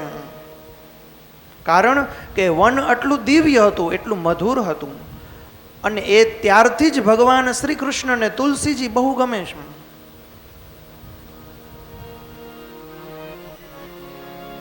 સુખદેવજી કહે છે કે રાજા, આ પ્રમાણે પરમ સુંદર વૃંદાવનને જોઈને ભગવાન શ્રી કૃષ્ણ ઘણા જ પ્રસન્ન થયા. તેઓ પોતાના મિત્ર ગોપ બાળો સાથે ગોવર્ધનની તળેટીમાં યમુના કિનારે ગાયો ચારતા રહીને અનેક પ્રકારની લીલાઓ કરે છે. જ્યારે બલરામજી રમતા રમતા થાકીને કોઈ ગોપ બાળકના ખોળામાં તકિયું રાખી અને મૂકીને સૂઈ જાય, ત્યારે શ્રી કૃષ્ણ તેમની ચરણ સેવા કરે છે. ઓલા જન્મનું હતું એ આ જન્મમાં ચૂકવી દેવાનું ને બધું. ઓલા જન્મમાં લક્ષ્મણજીએ ચરણ સેવા કરેલી હતી, તો લખ્યું છે કે આ જન્મની અંદર જ્યારે બલરામજી રમતા રમતા થાકીને સૂઈ જાય, ગોપ બાળકના ખોળામાં તકિયા રૂપે માથું મૂકીને, એવી જ રીતના એવા સમયે ભગવાન શ્રી કૃષ્ણ તેમની ચરણ સેવા કરતા હતા, પંખો નાખતા અને આ પ્રમાણે પોતાના મોટા ભાઈના શ્રમનું નિવારણ કરતા હતા. બલરામજી અને કૃષ્ણના મિત્રમાં એક મુખ્ય ગોપકુમાર હતા, શ્રીદામા. એક દિવસ તેમણે તથા સુબલ અને સ્તોક કૃષ્ણ એટલે કે નાના કૃષ્ણ, સ્તોક એનું નામ હતું, વગેરે ગોપકુમારોએ શ્યામ અને રામને બહુ જ પ્રેમથી કહ્યું, અમને હંમેશા સુખ આપનારા બલરામજી, આપના બાહુબળની કોઈ સીમા નથી. અમારા મનમોહન શ્રી કૃષ્ણ દુષ્ટોનો સંહાર કરી નાખવો એ તો તમારો સહજ જ સ્વભાવ છે. હે પ્રભુ, દૂર એક બહુ મોટું તળાવ છે. એ તળાવની આજુબાજુમાં તાડ વૃક્ષોની હારમાળા છે. એ વનનું નામ છે તાડ વન. આ વનમાં એટલા બધા પાકેલા ફળ છે, એ પાકેલા ફળ તૂટી તૂટી અને નીચે પડી જાય છે, પણ એ ફળ અમને ખાવાની બહુ ઈચ્છા થાય, પણ અમે ત્યાં જઈ શકીએ એમ નથી. ભગવાન શ્રી કૃષ્ણએ કીધું કે કેમ તમે ત્યાં નહીં જઈ શકો? ત્યારે બધા ગોપ બાળો કહે છે, કારણ કે ત્યાં એક ધેનુક નામનું મહાદુષ્ટ દૈત્ય રહે છે. તે આ ફળથી ભરપૂર વનને ઘેરીને બેઠો છે, એ કોઈને જવા નથી દેતો. એ ગધેડાના રૂપમાં છે.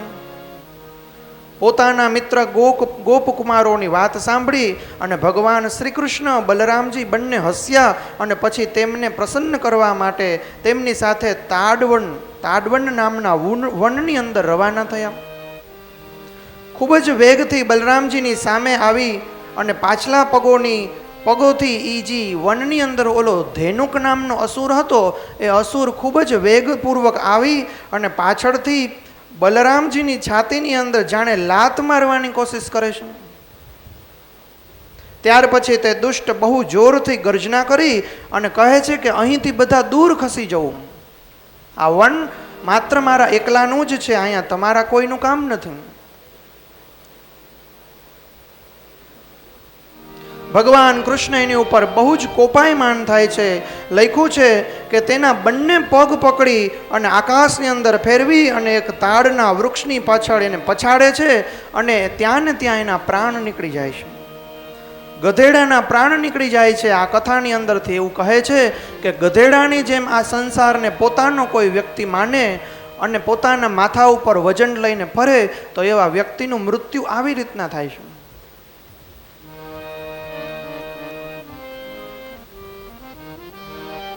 ઘણા લોકો એવા હોય, મારા પરિચયમાં હોય, પણ મને ઘણા લોકો વિનોદમાં અને મજાકમાં કહેતા હોય, એટલું બધું ભેગું કર્યું, ઘરની અંદર કંઈ સારી વસ્તુય નથી લેતા, બધું ભેગું જ કર્યા રાખે. એટલે પછી એવા સમયે કહેવાનું મન થાય કે એના પરિવાર માટે બહુ સારી વાત કહેવાય કે એ બધું ભેગું જ કર્યા રાખશે, એક દિવસ વયા જાહે, પછી જે કંઈ ભેગું કર્યું એના પરિવારને કામ આવશે.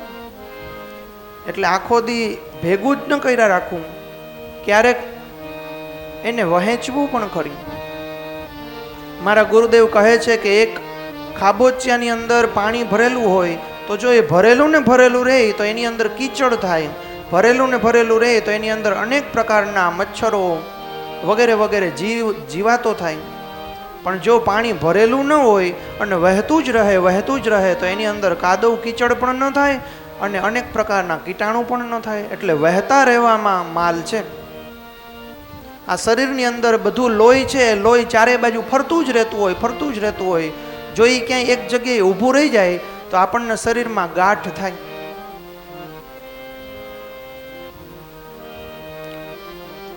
કહે છે કે હે રાજન, આ ધેનુકાસુરને મારી એ લીલા બધાએ પોતાની નજરેથી જોઈ અને બધા લોકો, બધા બાળકો, બધા ગોપ બાળકો ભગવાન કૃષ્ણની બલરામ સહિત બધા કૃષ્ણની વાહ વાહ અને જય જયકાર કરવા લાગ્યા. બોલીએ શ્રી બાલ કૃષ્ણલાલ કી. વાંસળી વગાડતા વગાડતા વનમાંથી વ્રજમાં પધારતા શ્રી રસરાજ શ્યામ સુંદરના વાકોડિયા વાડમાં ગાયોના ચરણથી ઉડેલી રજ ભરાયેલી હોય છે. મસ્તક પર મોરપીંછ મુગટ હોય છે. વાડમાં તાજા સુંદર સુવાસ ભર્યા પુષ્પો ધર્યા હોય છે. આવા સુંદર સૌંદર્યથી હૃદયને સ્પર્શાવતા શ્રી કૃષ્ણના મુખારવિંદના મંદ મંદ હાસ્યથી જાણે એ બધાને આકર્ષિત કરતા હોય એવા દેખાતા હોય છે. ત્રાસા નયનોથી, ત્રાસી નજરોથી બધી જગ્યાએ જોતા હોય અને કારણ વગરનું હૈસા રાખે. ઘણીવાર આપણે ઘણી જગ્યાએ જોતા હોય ભગવાનની મૂર્તિમાં અથવા તો કોઈ પણ સિરિયલોની અંદર ને બધી જગ્યાએ જોતા હોય ભગવાન કૃષ્ણના મુખની અંદર ક્યારેય આપણે ક્રોધ જોયો જ નથી. કારણ વગરનું હૈસા રાખતા હોય. ઘણી વખત તો એવું લાગે કે એ મનોમન ક્યાંક કોકની યારે કંઈક વાતો કેમ કરતા હોય અને ઓચિંતાના હૈસા રાખતા હોય. એવી રીતના કારણ વગરનું હૈસા રાખે. એમાં લખ્યું છે. કદાચ એવું કહેવા માંગતા હોય કે આપણે હસીએ તો સામેવાળા હશે. એક વખત તમે એવો મેસેજ વાંચ્યો હોય કે બધા એમ કે દાન દેવું જોઈએ તે જેની પાસે કંઈ ન હોય એને ખાલી હસવાનું તો દાન દેવું જોઈએ. સ્માઇલ આપવાનું, હસવાનું. આપણે દુઃખ જ બધાને કીધા રાખીએ તો એ તો બધા શાંતિથી સાંભળે, પણ પછી આપણે જે દુઃખ બધાને કીધું હોય એ પાછા બીજા ત્રીજા ચોથાને બધાને કહે. એના કરતાં દુઃખ શું કામ ને કોઈને કહેવું જોઈએ. આ લીલાથી એવું લાગે છે. કહે છે કે કારણ વિનાનું મધુર મધુર સ્મિત કર્યા રાખે અને કારણ વિનાની મધુર મધુર વાંસળી પણ વગાડ્યા રાખે. વંશીનાદ સાંભળીને ગોપીઓના ટોળા વળી જતા વ્રજની બહાર નીકળી આવતા અને તેમની આંખો ખબર નહીં ક્યારની ભગવાન શ્રી કૃષ્ણના દર્શન માટે તરસતી હોય એવી રીતના બધી ગોપીઓ જાણે ભગવાન શ્રી કૃષ્ણને જોયા જ રાખે. બધી ગોપીઓની અંદર એક શ્રેષ્ઠ ગોપી હતી. કહે છે એનું નામ રાધાજી છે. આ ભાગવતજીના કોઈ પણ શ્લોકની અંદર રાધા નામનો ઉલ્લેખ નથી, પણ એવું એક અંકિત કરવામાં આવેલું છે કે આમાંથી એક ગોપી રાધા હતી. પ્રભુર્નંદ કુમારો મેં સ્વામિની વૃષભાનુજા કૃતાર્થોહમ ન સંશય. વૃષભાનુજા, વૃષભાનુ અને એની દીકરી વૃષભાનુજા.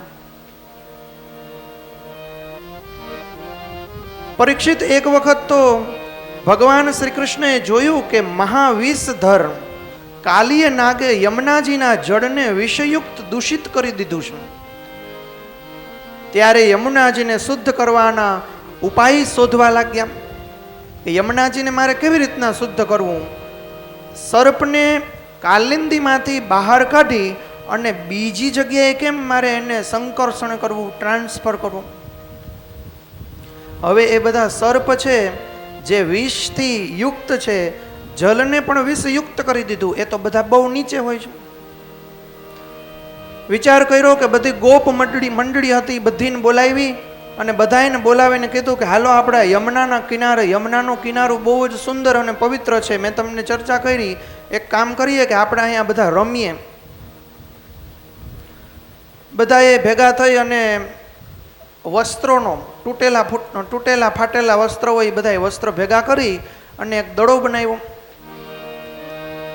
ભગવાન કૃષ્ણએ કીધું કે આ વસ્ત્રથી દડાથી રમીએ તો એ દડો બહુ આમ મજા ના આવે રમવાની. એક કામ કરો, એની અંદર એવડો મોટો એક પાણો હોય ને એ પાણાને આ બધા વસ્ત્ર બાંધો અને પછી આપણે રમીએ. બધા એ લોકો વસ્ત્રોથી, આ વસ્ત્રરૂપી દડાથી બધા લોકો રમવા માંડ્યા. અને સૌથી પહેલા ભગવાને કીધું કે બધાએ તમે રમી લ્યો ને પછી છેલ્લે હું રમીશ. અત્યારે હું તમને બધાને દડા અહીંથી આપું અને એ દડાથી તમે રમજો.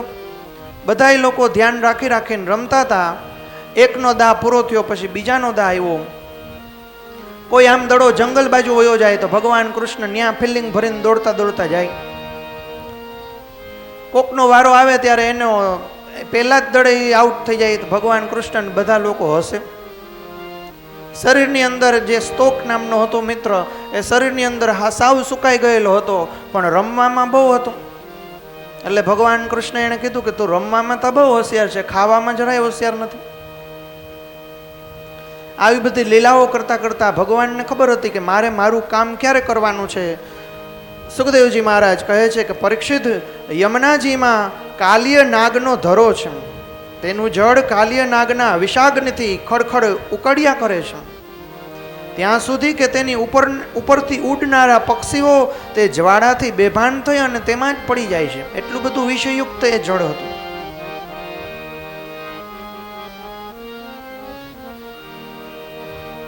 ભગવાન કૃષ્ણએ કીધું કે હવે મારો દા. એ ભગવાન કૃષ્ણનો દા જ્યારે આવ્યો ત્યારે ઓલા ગોપ બાળકો હતા, બલરામજી હતા, એને દડાને આવી રીતના માર્યું અને એક જાણે એક ધોકો હોય, એક બેટ હોય, એનાથી ભગવાને દડાને સીધો યમુનાજીની અંદર નાખી દીધો. અને પછી બધાએ વિચારે કે હવે બીજો દડો બનાવવો પડશે. હવે બીજો દડો બનાવવો પડશે એમ કીધું એટલે ભગવાને કીધું ના, બીજા દડાથી નહીં, મારે તો એ જ દડાથી રમવું. અને જેણે દડો નાખ્યો હોય ને પાછો મળે એમ ન હોય એવી એની શરત હોય કે લેવાતા એને જ જવાનું. આપણે રમતા હોય ને દડો પછી કોકની અગાસીમાં વયો જાય એટલે 25 રૂપિયા એને દેવાના. 25 રૂપિયા ભાઈ તું દે, તારાથી દડો વયો ગયો. ભગવાન કૃષ્ણ એમ કહે કે હા ભાઈ 25 રૂપિયા હું દઈ, અને 25 રૂપિયા દઈ કાં તો પછી દડો લઈ આવીશ. ભગવાન કૃષ્ણએ વિચાર કર્યો કે મારે કંઈ નથી કરવું, હું તો દડો જ લઈ આવું, મારે મારું કામે પૂરું થઈ જાય અને ગોપ બાળકો છે એ પણ વાટ જોઈ. એવો વિચાર કરી અને ભગવાન કૃષ્ણ એ યમુનાજીના જળની અંદર જોરથી બહુ ઊંચો કૂદકો મારી અને એ જળની અંદર જે તળાવનું તળિયું હોય છે એની અંદર જાય છે. અને ત્યાં જાય છે એના પછીનું જે કીર્તન છે એ કીર્તન આપણે સાંભળીએ. પછીની જે ક્ષણિક થોડીક કથાઓ છે એ કથાઓ આપણે જોશું.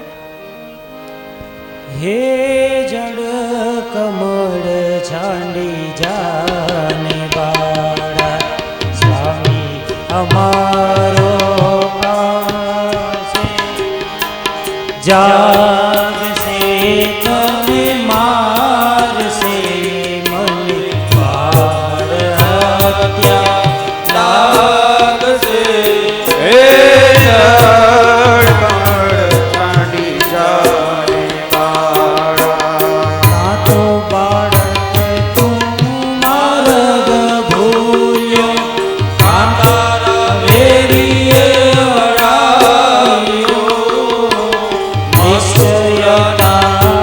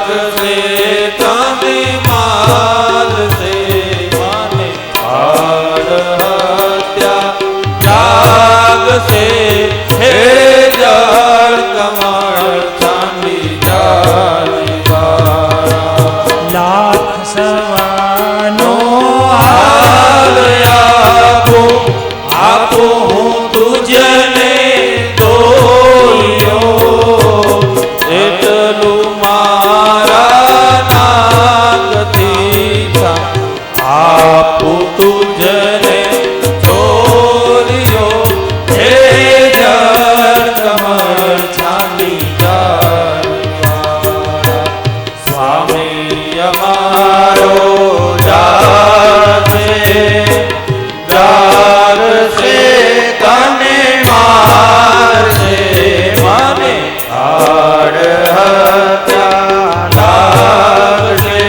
હે જળ કમળ છાંડી જાને બાળા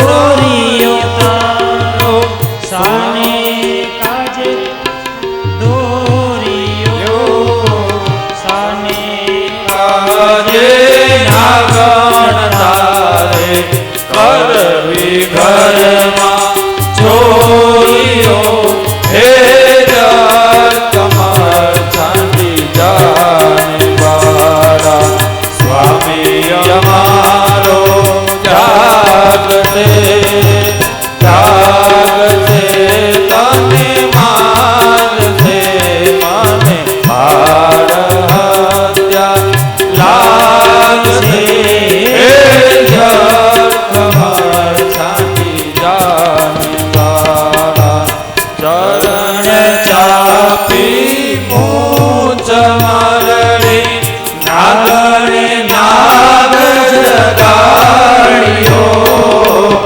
ઉઠાડતા રડવાને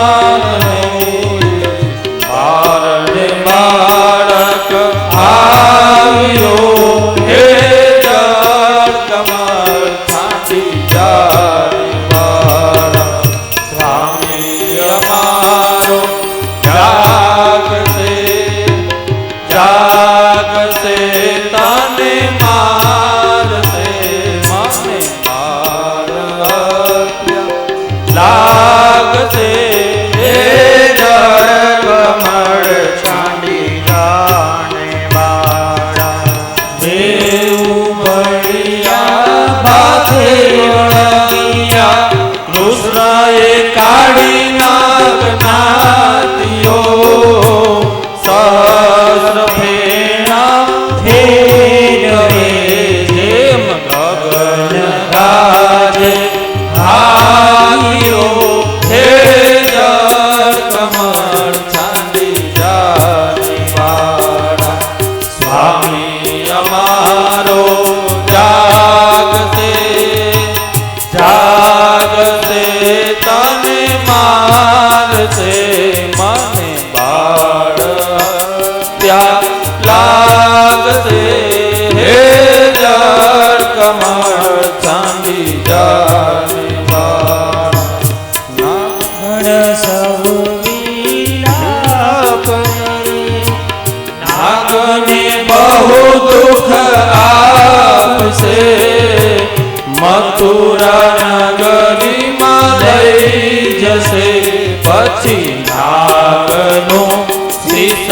કાપશે હે જળ કમળ છાંડી જાને બાળા અમે અમારો જાગશે જાગશે તને મારશે મને બાળ હત્યા લાગશે હે જળ કમળ છાંડી જાને બાળા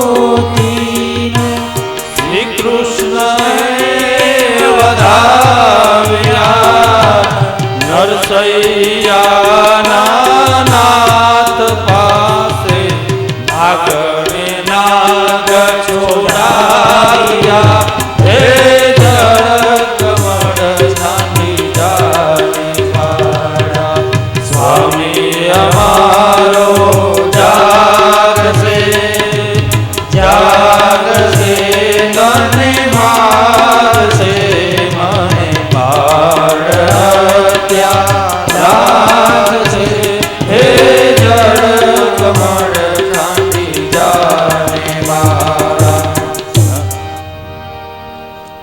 બોલીએ બાલકૃષ્ણલાલ કી જય.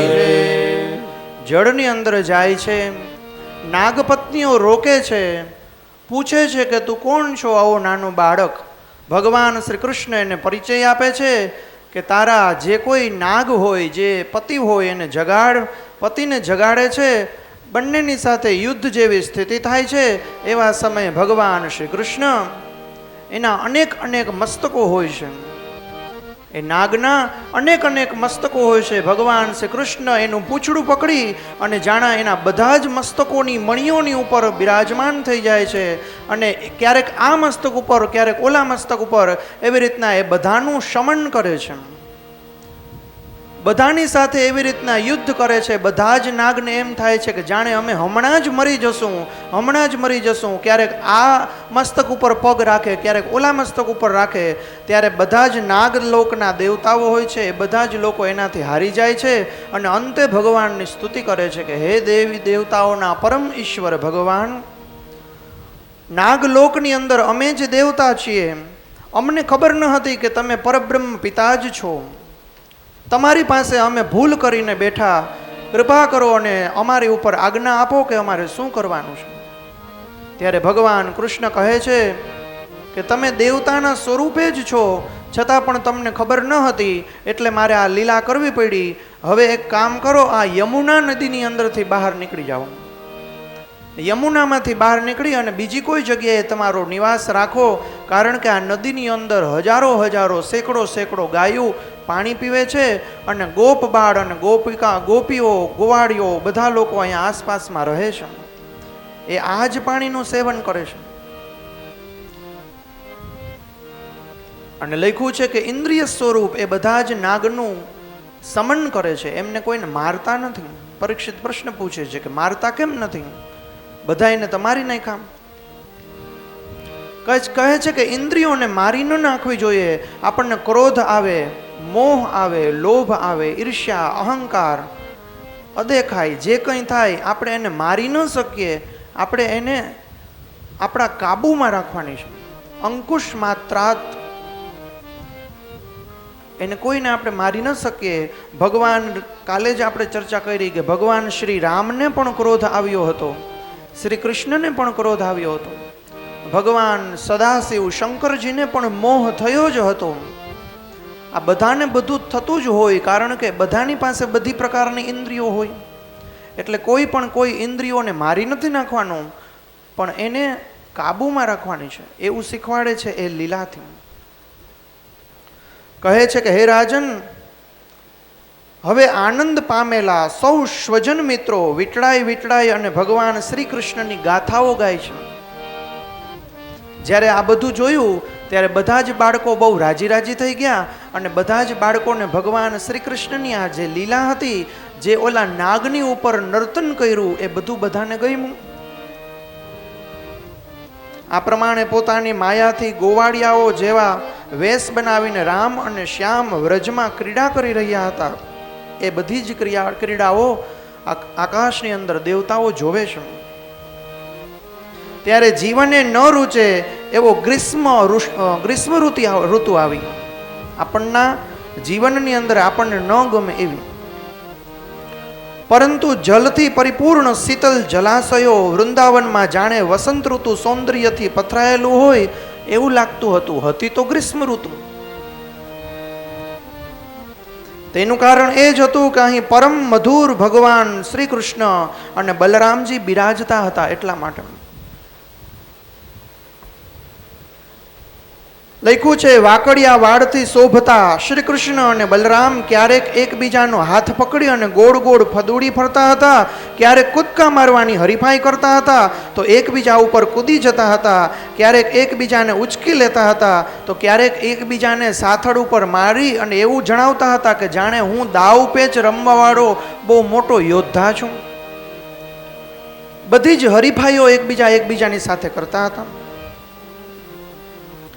એક વખત તો એવું બન્યું કે બલરામજીના દળના રમત રમતા હતા તો 5-7 જણા આ પક્ષમાં રહ્યા, 5-7 જણા આ પક્ષમાં રહ્યા.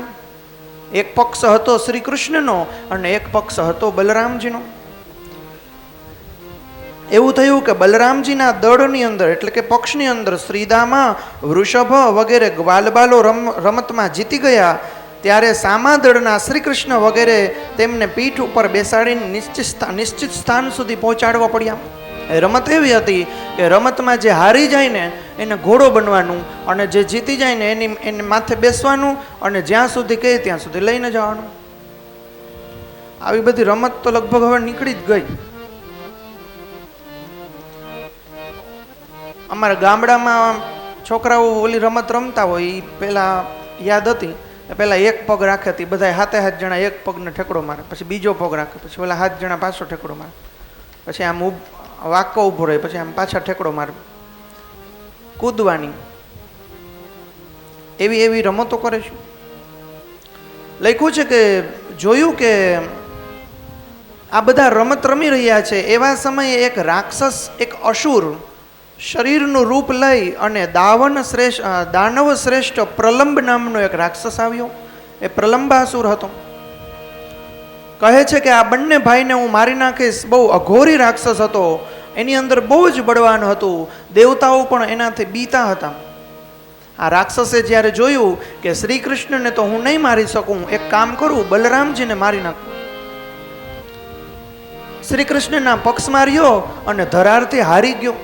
આ જ્યારે ધરારથી હાર્યો ત્યારે પોતાની પીઠ ઉપર બલરામજીને બેસાડ્યા અને જ્યાં સુધી પહોંચવાનું હતું એનાથી પણ વધારે નીકળી ગયો અને જાણે બલરામજીને ક્યાંય ને ક્યાંય દૂર સુધી લઈ ગયો. એવા સમયે બલરામજીને ખબર પડી કે આ તો કોક રાક્ષસ છે. બલરામજી પણ ભગવાન જ છે. એણે પોતાની લીલા કરી અને જાજો બધો વજન વધાર્યો, એટલો બધો વજન વધાર્યો કે જાણે ઓલો પ્રલંબાસુર છે એને લોહીની ઉલટી થવા માંડી અને ત્યાં મરી ગયું. આવી રીતના બલરામજીએ પ્રલંબાસુરનો ઉદ્ધાર કર્યો. લખ્યું છે કે એક વખત ભગવાન શ્રી કૃષ્ણ, બલરામજી, ગોવાળાઓ બધા લોકો ભેગા થઈ અને ગાયોને ચરાવતા હતા. દૂર જંગલની અંદર પહોંચી ગયા હતા તો અચાનક જ ક્યાંક અનાયાસે એવું બન્યું કે એ જંગલની ચારેય બાજુ દાવાનળ અગ્નિ લાગી ગયો. ચારેય બાજુ અગ્નિની ભભૂકતી આગ લાગવા લાગી અને એ આગ જલ્દી બધાને બાળવા જાતી હોય એવી રીતના નજીક આવતી હતી. બધા લોકોને પોતાનો જીવ વાલો હતો. બધા લોકો દુઃખી થઈ ગયા. બધા મનોમન વિચાર કરવા લાગ્યા કે હવે કઈ દિશાથી બહાર નીકળવું. ચાર બાજુ આગ લાગેલી છે. મુશ્કેલ થઈ ગયું કે આવી કોઈ દી ઉપાધિ નથી આવી, હવે શું કરવું જોઈએ. બધા દુઃખી થઈ ગયા. બધા બલરામ અને શ્રી કૃષ્ણના શરણે ગયા કે હે ભગવાન, હવે તમે કંઈક કરો. સુખદેવજી મહારાજ કહે છે કે પોતાના મિત્ર ગોપ કુમારોના અત્યંત દીન વચનો સાંભળી અને ભગવાન શ્રી હરિ કહેવા લાગ્યા કે તમે કોઈ ડરો નહીં. જ્યારે ઉપાધિ આવી જાય ને એવું કહેવાય છે, પણ હવે એવું થાય તો ઠીક છે, પણ એવું કહેવાય છે કે જ્યારે આપણે ન વિચારી હોય એવી ઉપાધિ આવી જાય ને ત્યારે પહેલાં 5 મિનિટ તો એકદમ શાંત થઈ જવું જોઈએ. એવું લખ્યું છે આમાં.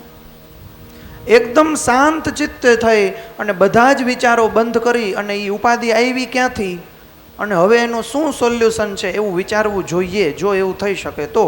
પણ લગભગ એવું થતું નથી. જ્યારે આપણે વાત કરતા હોય ત્યારે વાત કરીએ, પણ જ્યારે એવા બનાવ બને છે ત્યારે લગભગ લોકો ઘાંઘા વાંઘા થઈ જાય છે. જ્યારે લોકો ઘાંઘા વાંઘા થઈ જાય છે એવા સમયે જે ઉપાધિ આવી એને મોકો મળે છે અને આપણું વધારે નષ્ટ થાય છે, વધારે આપણે દુઃખી થઈએ છીએ. એટલા માટે કીધું છે કે જ્યારે ઓચિંતાની કંઈ આપત્તિ આવે એવા સમયે મનને શાંત સ્થિર કરી અને વિચાર કરવો જોઈએ કે હવે શું કરવાનું છે. ભગવાન કૃષ્ણ બધાને કહે છે કે હે મિત્રો, તમે કોઈ ડરોમાં. સૌથી પહેલા તો આપણી બધાની જે ગાય છે એને દૂર દૂરથી આપણે બોલાવીએ, એ બધી જ આપણી પાસે આવી જાય, પછી આપણે એનું કંઈક નિવારણ કરીએ. લખ્યું છે કે મેઘ જેવી ગંભીર વાણીથી ભગવાન શ્રી કૃષ્ણ બધી જ ગાયોને બોલાવા લાગ્યા. હે નંદી, હે ગંગા, એમ જોર જોરથી બધી ગાયોને બોલાવા લાગ્યા કે હે નંદી, હે ગંગા, આગચ્છ અત્ર કૃષ્ણ ગોશ્ચરતી, એવું બોલાવા લાગ્યા. અત્ર આગચ્છ, અહીંયા આવો બધા. અત્ર ગોશ્ચરતી, બીજી બધી ગાયો અહીંયા ચરે છે, તમે એકલી રહી ગઈ, તમે ત્યાંથી દોડતી દોડતી અહીંયા આવો.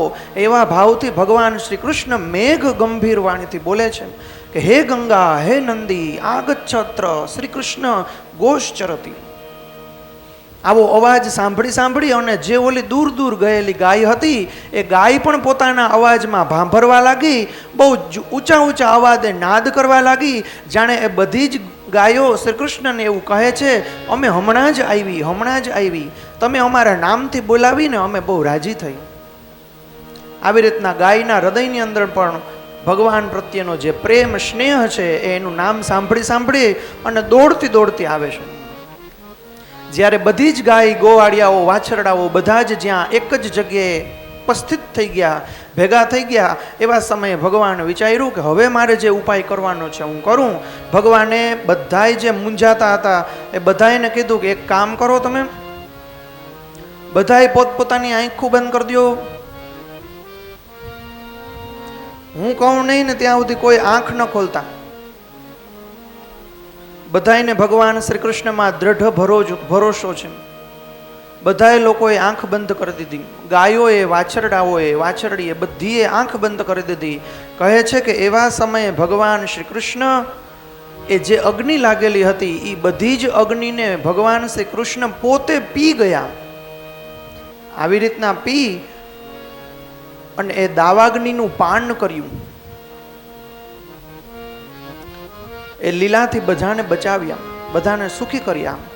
બધાની આંખ ખુલી ત્યારે બધા લોકોએ આશ્ચર્ય જોયું. બધા લોકો કહે છે કે આ સાક્ષાત પરબ્રહ્મ છે, આના સિવાય બીજું કોઈ પરબ્રહ્મ નથી. આવું શ્રેષ્ઠ કાર્ય કોણ કરી શકે? સુખદેવજી મહારાજ કહે છે કે પરીક્ષિત, ગ્વાડ બાળકોએ ઘરે પહોંચીને પોતાની માતા, બહેનો વગેરે સ્ત્રીઓને શ્રી કૃષ્ણ અને બળદેવજીએ જે કંઈ અદ્ભુત કર્મ કર્યા હતા એ બધી જ વાત ઘરે જઈને કરે છે.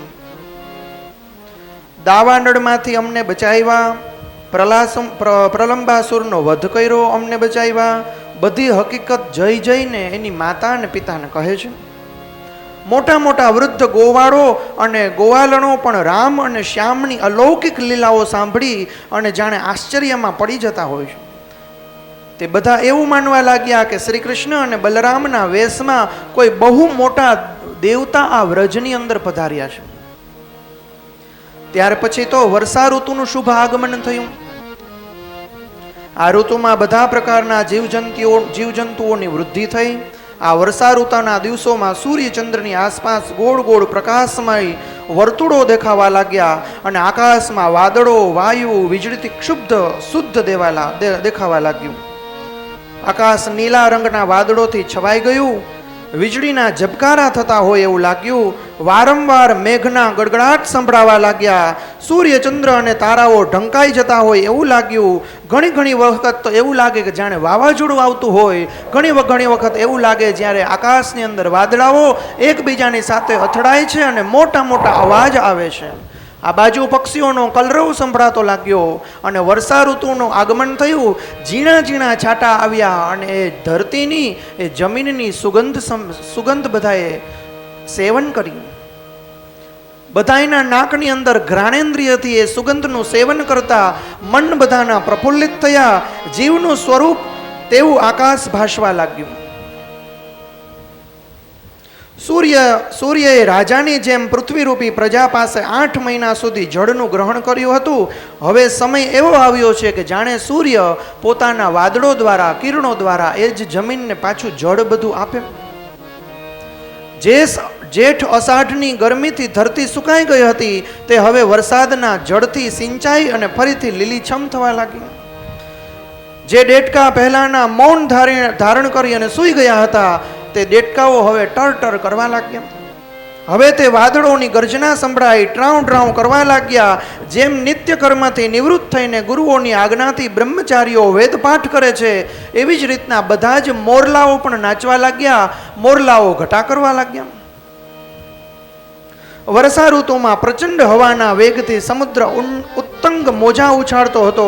તેમાં હવે નદીઓના સંયોગથી વધારે ક્ષુબ્ધ થવા લાગ્યો. વર્ષા ઋતુમાં વૃંદાવનના આ પ્રમાણે શોભાયમાન બની જવાથી અનેક જાતના પાકેલા ફળો સમૃદ્ધ થઈ ગયા. તે જ વનમાં વિહાર કરવા માટે શ્યામ અને બલરામજીએ ગ્વાલ બાળકો તથા ગાયો સાથે એ વનની અંદર પ્રવેશ કર્યો. ગાયો તેમના દૂધના ભરાવાથી ભરેલા થાનથી એમના બચ્ચાઓને પીવડાવવા લાગી. જ્યારે ભગવાન શ્રી કૃષ્ણ તેમનું નામ લઈ અને બોલાવતા હતા ત્યારે પ્રેમવશ થઈ અને ગાયો એમની બાજુમાં જતી હતી. પર્વતમાંથી ઝરણાઓ વહી રહ્યા હતા. તેનો અવાજ જાણે કર્ણપ્રિય લાગતો હતો. શ્રી કૃષ્ણ ક્યારેય કોઈ વૃક્ષ નીચે અથવા ગુફામાં જઈને બેસતા અને કંદ મૂળ ફળ આરોગીને ગોપ કુમારો સાથે રમતો રમતા હતા. ક્યારેક તો બધાય લોકો પોતપોતાની ગાયોને વાછડાઓને એક ઝાડવાની બાજુમાં બાંધી અને જાણે વરસાદની સાથે નાતા હોય એવી રીતના આનંદ કરતા હતા. એકબીજાને ગારો ઉડાડે, એકબીજાને માટી અને રેતી ઉડાડે અને બધા જ લોકો એકબીજાની સાથે આનંદ કરવા લાગ્યા. ક્યારેક વહેતા જળની પાસે કોઈ પથ્થરની શિલા પર બેસી જતા અને બલરામજી તથા ગ્વાલબાલો સાથે ઘરેથી લાવેલા દહીં ભાત અને દાળ શાક વગેરેનું ભોજન કરવા લાગ્યા. આ પ્રમાણે શ્યામ અને બલરામ ખૂબ આનંદપૂર્વક વ્રજમાં નિવાસ કરી રહ્યા હતા. ત્યારે વર્ષા ઋતુ ગઈ અને શરદ ઋતુ આવી. આકાશ સ્વચ્છ થઈ ગયું, જળ નિર્મળ થઈ ગયું, વાયુ બધી જ ધીમી ગતિએ વહેવા લાગ્યો. બધી જ દિશાઓની અંદર શરદ ઋતુમાં કમળોના ઉત્પન્ન થવાથી જળાશયોના જળ એકદમ નિર્મળ અને સ્વચ્છ થઈ ગયા. ધરતી પરની કીચડો હતી ધીરે ધીરે સુકાવા લાગી. નાના છોડવાઓ હવે ધીરે ધીરે કચાશ છોડી અને ધીરે ધીરે મોટા થવા લાગ્યા. વેદોના અર્થને સ્પષ્ટપણે જાણનારું સત્વગુણ જેમ ચિત્ત બને એવી જેની શોભા હોય એવું આકાશ શોભાયમાન થવા લાગ્યું. શરદ ઋતુમાં રાત્રિના સમયે વાદળો રહિત નિર્મળ આકાશ તારાની જ્યોતિથી ચમકવા લાગ્યું અને બરોબર વચ્ચે જાણે પૂર્ણિમાનો ચંદ્ર હોય એ ચંદ્ર આજુબાજુના આકાશને જાણે ચમકાવતો હોય એની પૂર્ણિમા યુક્ત ચાંદની પૃથ્વી ઉપર પાથરવા લાગ્યો. નિર્મળ આકાશ તારાઓની જ્યોતિથી ઝગમગવા લાગ્યું. પરીક્ષિત, જેમ ભૂતળ પર યાદવોની વચ્ચે ભગવાન શ્રી કૃષ્ણ શોભી રહ્યા હતા બસ તેવી જ રીતના આકાશની અંદર ચંદ્ર શોભાયમાન હતો. ફૂલોથી લચી રહેલા વૃક્ષો જેની લતાઓ ધીમે ધીમે સુંદર વાયુ વહાતી હોય, ઠંડો પવન વધારે ને વધારે ઠંડો પવન આપતી હોય બસ એવી જ રીતના આકાશની અંદર ચારે દિશાઓની અંદર મંદ મંદ ઠંડો પવન લાગવા લાગ્યો. વાયુના સ્પર્શથી બધાના શરીરની અંદર જે બળતરા હતી એ બળતરા દૂર થવા લાગી અને બધાયના હૃદય પ્રસન્ન થવા લાગ્યા. બધાયનું ચિત્ત ભગવાન શ્રી કૃષ્ણએ પોતાની બાંસુરી વાંસળીના વાદનથી બધાનું ચિત્ત શ્રી કૃષ્ણએ હરણ કરી લીધેલું હતું. કહે છે કે ત્યાર બાદ તો ભગવાન શ્રી કૃષ્ણને આ ઋતુ એટલી બધી ગમી કે ભગવાન શ્રી કૃષ્ણ આ ઋતુની અંદર બહુ લાંબા સમય સુધી વાંસળી વગાડે છે. હવે જ્યારે વાંસળી વગાડે છે એ વેણુ ગીતની અંદર એટલી બધી વાંસળી સુંદર મનને હરી લે એવી રીતના વગાડે છે કે બધી જ ગોપીઓ, એમાંથી જે શ્રેષ્ઠ ગોપી આપણે વાત કરી રાધાજી, બધાના મન એ વાંસળીના સૂરની અંદર એકત્રિત થાય છે. પરીક્ષિત, શરદ ઋતુના કારણે વૃંદાવન ખૂબ સુંદર અને સરસ લાગતું હતું. જળ નિર્મળ હતું. સરોવરમાં ખીલેલા કમળોથી સુગંધ સ્પર્શી રહી હતી. મંદ મંદ વાયુ વાહી રહ્યો હતો. ભગવાન શ્રી કૃષ્ણ ગાયો અને ગોપ કુમારોને સાથે વનની અંદર પ્રવેશ કરી અને બાંસુરી વગાડતા હતા.